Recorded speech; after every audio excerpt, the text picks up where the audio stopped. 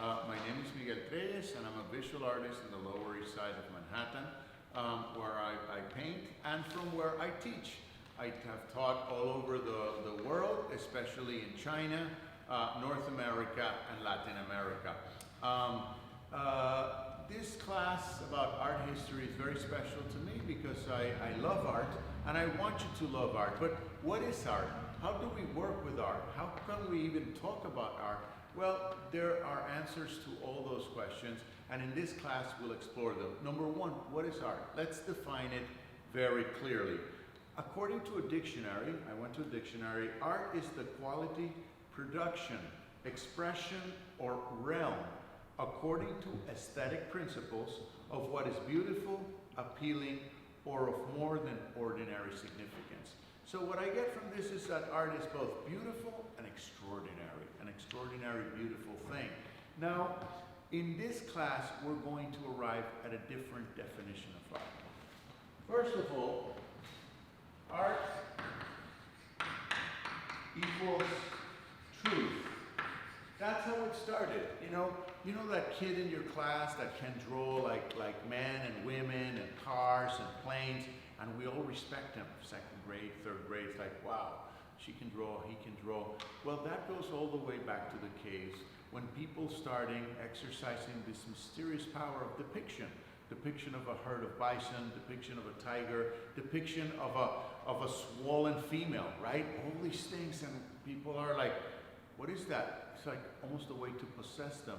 Almost a way to imbue these things with ritual, magical significance, to invoke fecundity in us humans, to invoke fecundity in animals. So that's truth, And little by little, men, women became more tenacious about how close to reality was that depiction. And we get to people like, the Han Chinese, we get to people like the Greeks, and they can depict bodies, idealize bodies, that kind of such. But you can look at the body and say, wow, that looks very, very good. So then, we go beauty.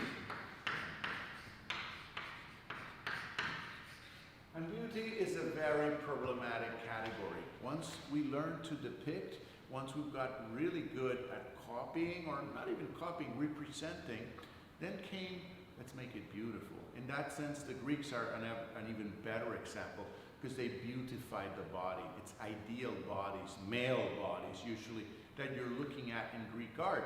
So we have truth and beauty.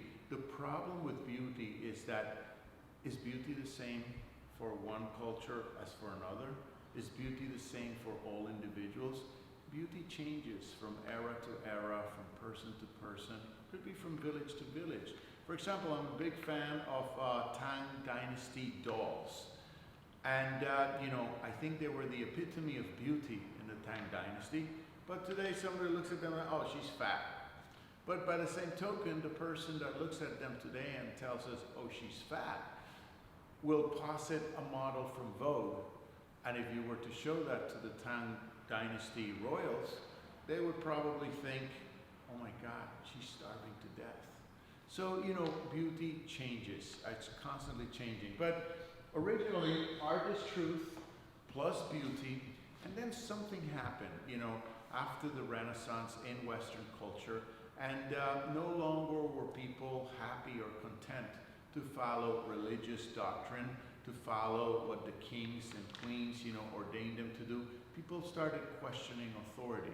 So there is another term that you need to remember because it's very present in art today, and that's criticality.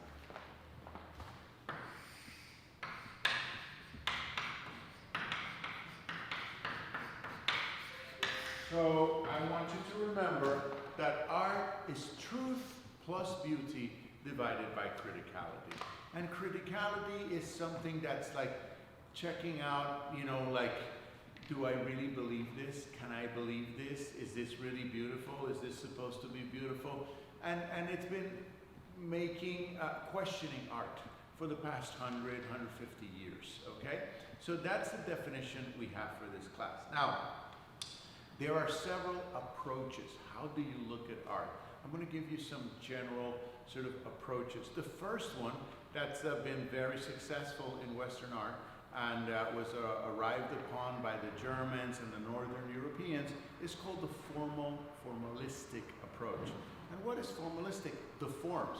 Okay, we're looking at, what are the triangles, what are the squares, what are the circles, what are the curves, what are the lines, what's going on. And why formalistic? Why? Because these Northern Europeans were Protestant. They didn't really follow the Catholic Church. So they did not believe, for example, in the Virgin Mary. Because they did not believe in the Virgin Mary, and there are so many pictures of the Virgin Mary. You just wait and see. You'll see a lot of pictures of the Virgin Mary.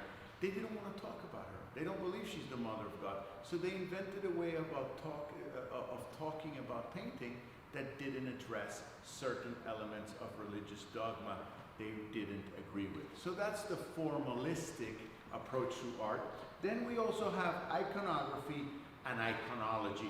They're both based on the word icon, right? Like in your computer, in your telephone, the icon, the symbol. Iconography is an approach to art that revels, that really wants to know who is that woman. Oh, she is Mary, the mother of Jesus. So that's the iconographical approach. It looks for the meaning, exactly the opposite of what the formalistic approach is. And then you have the iconological approach, which is the approach of what was happening around the artist at the time. Why does the artist choose that virgin and with that meaning to paint? And the iconological approach, let's talk about today. Black Lives Matter, right? So if you have a picture of a black man with his fist like this, or a black woman for that matter, with a fist like that, that was produced in the month of June 2020, that will have a certain meaning, that will resonate if you do an iconological approach, and that's going to be total different resonance from a picture of a black man or woman from 1865 with his or her hand up, right? Maybe then it was about slavery, maybe today it was about the protests in the street, maybe both have to do with, slavery for the black race, and yet the context changes. Now, going forward, we also have Marxist approach, talking about the means of production, how was it produced? Psychological approach, Sigmund Freud, everybody wants to have sex with their mother, right? Then we have the feminist approach. We all know that women have not been given the same opportunities as men for the past 1,000 years or something, or perhaps more, or a little less. And therefore, when women produce art, why? How come it's different from the way men produce art? Why, that's the feminist approach. And there is also the multicultural approach. Art from China, art from Europe, art from Latin America, and art from Africa are all the same. They all have incredibly beautiful aspects, and we should celebrate all of them. I like that approach. Let's follow that approach in this class.